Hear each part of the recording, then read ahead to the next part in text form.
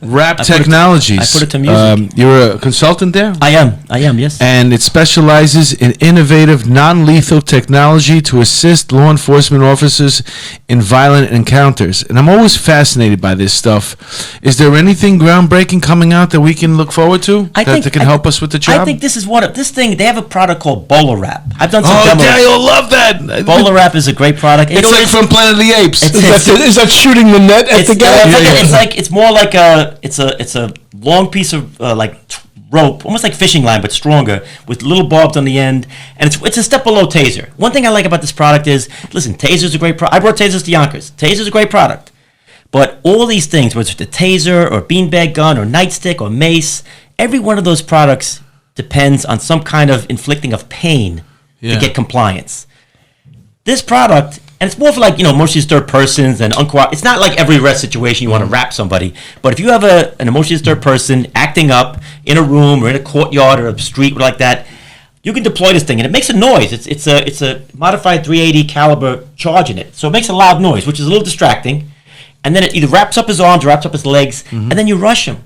So it's actually working in parts of the country now. It's the reason why I think it's not getting that much. I think people. Is there a fear that it's going to go around somebody's head or their neck?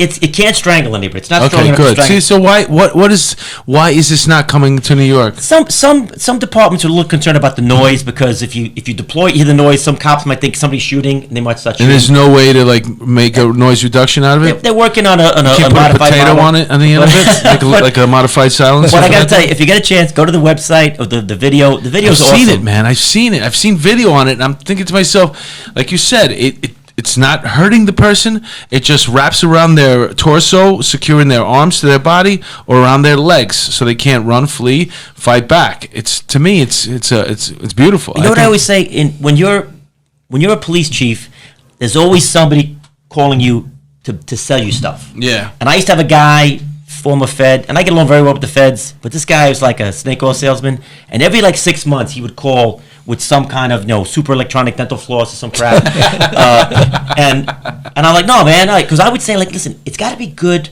It's got to be good for my department. Got to be good. Got to help the men and women in the street, and the community's got to like it. And you check off those boxes, I'm going to listen. So when you're a police chief, people want you to buy stuff from them.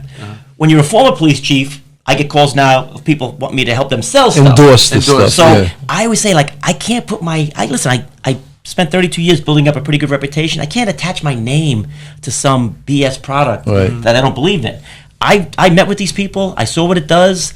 Then I thought about myself being a young captain or a young sergeant out in the street trying to subdue an EDP. And what happens? In Yonkers, I was getting guys hurt. Sometimes a dozen cops would get hurt trying to subdue some emotionally person. So they're in the hospital. He's in the hospital. Now I'm getting complaints. Hey, I called you up and you came and beat up my son. This is a product that in some cases works, where you don't have to beat anybody up. You get them all wrapped up, then you rush them, you put them on the ground, it's over. So I attach my name to something like this, and there's a couple other products that I attach my name to, that something like this that I think checks those boxes for me. The Kilkenny Shillelagh. Yeah, that one I like. That one works in Kilkenny, yeah, but not over here. How much space? How would you carry that thing? It looks almost like a taser. It looks like a big garage door opener. And it's got a charge in the front. It looks almost like a flashlight, like a flattened out flashlight. If the thing comes out, I've watched the demo many times. You can't see it. It comes out like 650 feet a second. Wow! You can stand up on the side. You need about 10 feet or more, so you don't have to get that close to the guy either. Because with the taser, even sometimes you got to get close. That guy could hurt you. This thing, you're 10 to 20 feet away. It comes out fast. It goes around and it wraps. If it goes around the head, it's not gonna strangle him. So you get him. The legs are great, maybe by the wrists. And sometimes you double. You have two guys, boom, boom. He's not going anywhere.